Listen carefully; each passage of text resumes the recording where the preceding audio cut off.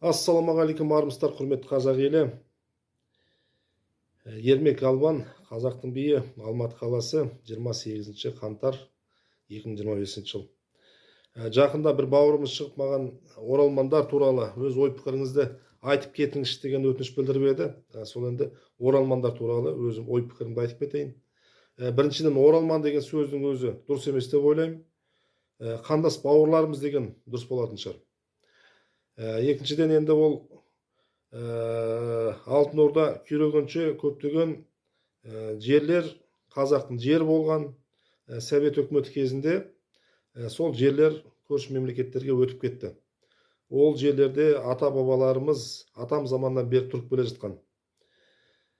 Сол енді қазіргі кезде қандас бауырларымыз қазақ еліне келіп қоныстанып,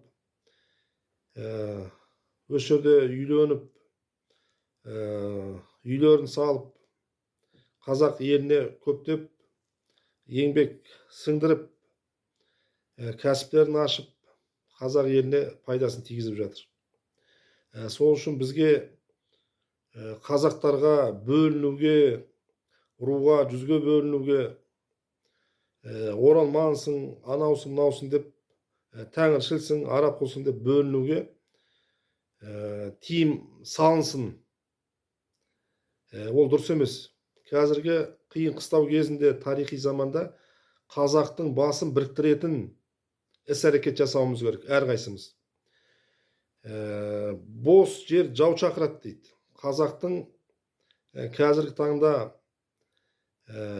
жері өте үлкен, қазақтың саны аз. Сол үшін бізге қандас бауырларымыз келіп, бос жерлерге қоныстанып, қазақтың санын көбейтуге, қазақтың мемлекетін, мықты мемлекет жасауына, салт дәстүрін дамытуға еңбектерін сіңіру үшін қандас бауырларымыз бізге көбірек келген дұрыс деп ойлаймын. Қазір қиын қыстау кез, тарихи кез. Әр қазақтың мойнында тұрған аманаты, ол қазақтың жерін аман есен сақтап қалып, ұрпағымызға өткізіп беру. Әр қазақтың мойнында тұрған аманат деп ойлаймын. Ата бабаларымыз осы жерге қан төгіп, жанын беріп, қолынан келгенше барлық іс-әрекет жасап, аманатпен осы біздің жерімізді бізге аманатпен тастап кетті.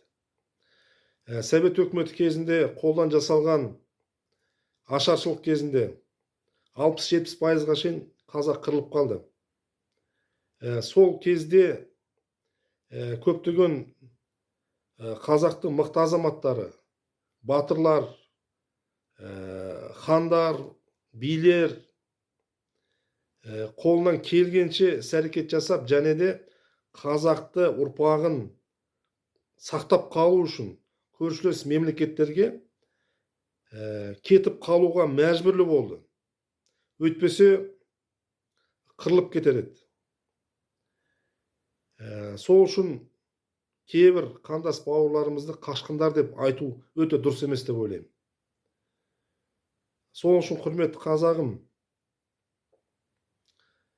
қазақтың біріктіру саясатына бәріміз бірге атсалысайық.